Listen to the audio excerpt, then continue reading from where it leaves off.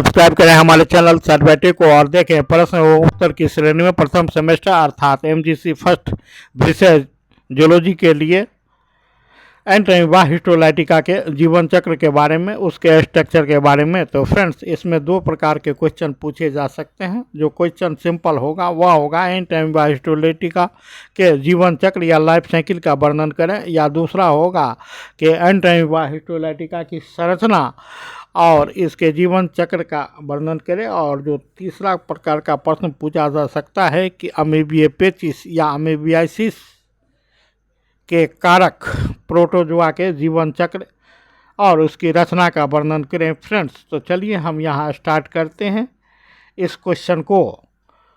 एंटोनिवा histolytica एक रोगजनक monogenetic अर्थात एक ही परपोषी अर्थात मनुष्य में अपने जीवन चक्र को पूरा करने वाला परजीवी है। कैसा परजीवी है फ्रेंड्स? तो यह अंतः परजीवी है अर्थात मनुष्य के बड़ी आंत के कोलन भाग में पाया जाता है और इसके कारण अमीबियासिस और अमीबिक पेचिस रोग होता है। और यह रोग मुख्य रूप से दूषित भोजन या पानी के ग्रहण करने से होता है। इसके कई कारक हो सकते हैं जो भोजन और पानी को दूषित करने वाले होते हैं।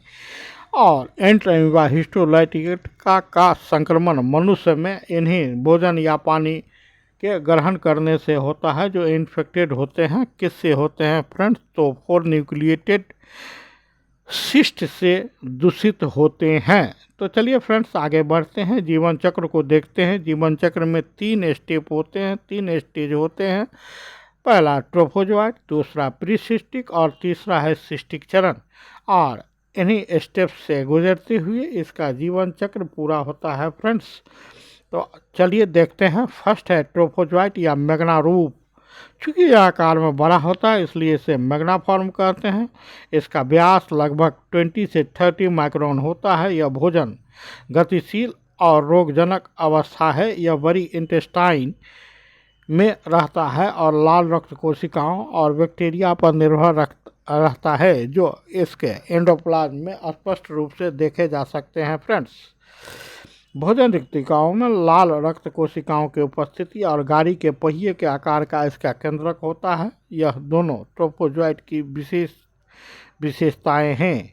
ट्रोफोजोइट स्टेज को जैसा हम देख पा रहे हैं कि यह अमीबा से मिलती जुलती अवस्था होती है। पहला लेयर जो प्लाज्मा लेमा होता है या प्लाज्मा झिल्ली होती है, उसके नीचे स्पष्ट एक्टोप्लाज्म होता है और उसके नीचे जो एंडोप्लाज्म होता है उसमें फूड वैक्यूल्स जिसमें आरबीसी दिखाई पड़ते हैं और इंजेस्टेड बैक्टीरिया जो पचित बैक्टीरिया है ये दिखाई पड़ते हैं फ्रेंड्स। और एंडोप्लाज्म ग्रेनुलर होता है, साथ ही साथ एक केंद्रक होता है जिसके मध्य में कैरियोसोम या एंडोसोम होता है और क्रोमेटिन के फाइबर्स के समान इसमें गाड़ी के पहिए से मिलती जुलती रचना होती है।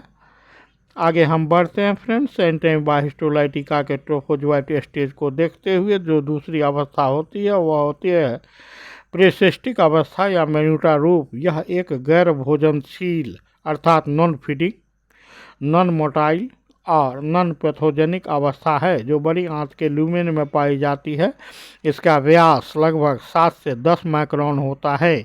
कोशिका द्रव में ग्लाइकोजन कणिकाएं और क्रोमेटोइड पट्टियां होती हैं। गतिशीलता समाप्त हो जाती है और अंतर्ग्रहण किए गए कण बाहर निकल जाते हैं। यह एनसिस्टमेंट से गुजरता है अर्थात इसके बाद सिस्टिक अवस्था की शुरुआत होती है। और इसके अवस्था को देखते हैं हम लोग कि यह अवस्था ट्रोफोजोइट अवस्था के बाद की अवस्था है। यहाँ पर यह जो ट्रोफोजोइट है वह गोल होने लगती है और इसमें डाइजेस्टेड आरबीसी और बैक्टीरिया अनसीन होने लगते हैं। आगे की ओर हम बढ़ते हैं फ्रेंड्स। तीसरी अवस्था देखते हैं, सिस्टिक अवस्था। सिस्ट का औसत आकार 12 माइक्रोन होता है। प्रत्येक सिस्ट में स्पष्ट कोशिका द्रव्य और एक एकल केंद्रक होता है जिसके कारण इसे मोनोन्यूक्लिएटेड सिस्ट कहा जाता है। इस सिस्ट की विशेषताएं कई ग्लाइकोजन कणों और क्रोमेटोइड निकायों की उपस्थिति है।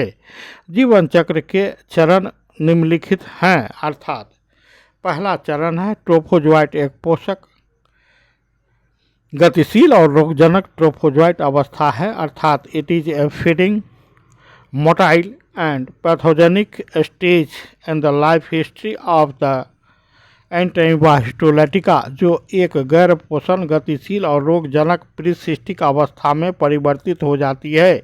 और सेकेंड अवस्था के बारे में यहाँ कहा जा रहा है कि ट्रोफोजोइट एक नॉन फीडिंग, नॉन मोटाइल और नॉन पैथोजेनिक प्रीसिस्टिक अवस्था में परिवर्तित हो जाती है। जैसा कि ऊपर बताया गया है, यह एनसिसमेंट से गुजरता है, अर्थात इसका सिस्ट में परिवर्तन होना शुरू हो जाता है।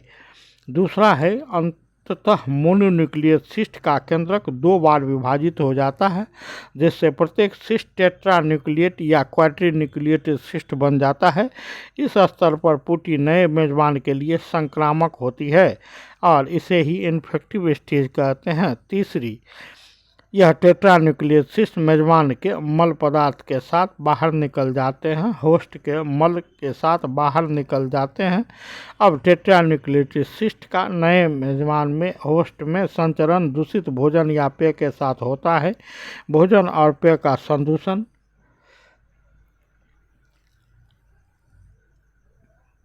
पांचवा है, मनुष्य की छोटी आंत में पहुंचने पर सिस्ट की दीवार ट्रिप्सिन एंजाइम द्वारा पच जाती है।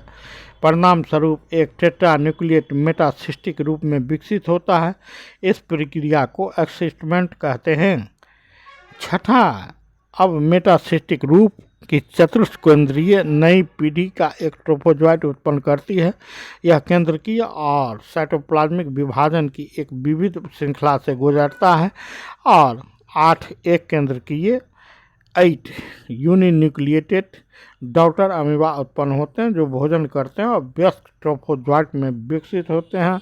इस प्रकार से इसकी जीवन चक्र को यहीं पर समाप्ति हो जाती है।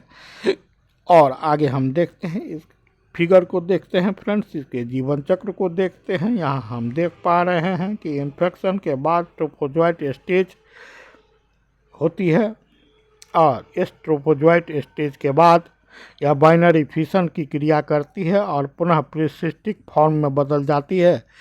प्रीसिस्टिक फॉर्म से सिस्ट का निर्माण होता है।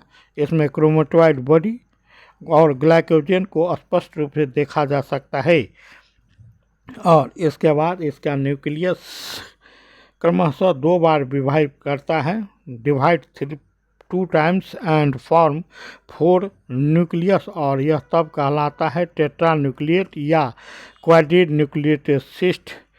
पुनः यह जब संक्रमण के द्वारा मनुष्य में पहुंचता है तो उसकी आंतों में इसका एक्सिस्टमेंट हो जाता है, अर्थात ट्रिप्सिन के एंजाइम के प्रभाव से इसकी सिस्ट वाल समाप्त हो जाती है और इससे 4 न्यूक्लिएटेड मेटासिस्टिक अमीबा निकलता है, जो पुनः द्विविभाजन के द्वारा 8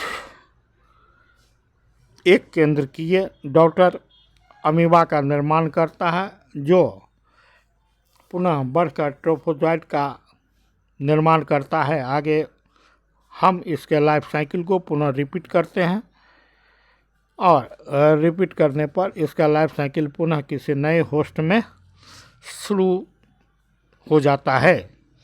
और अमीबिक पेचिस एक आंत्र संक्रमण रोग है जो एंटाइवा हिस्टोलैटिका के कारण होता है। लक्षणों में बुखार, ठंड लगना, पेट दर्द और खूनी तथा सलेस्मा युक्त दस्त शामिल है। कम आमतौर पर एंटाइवा हिस्टोलैटिका यकृत पर आक्रमण करके फोड़ा बना सकता है या शरीर के अन्य भागों जैसे फेफड़ा या मस्तिष्क में फैल सकता है। तो इसी के साथ आज के वीडियो को हम समाप्त कर रहे हैं। Thanks for watching.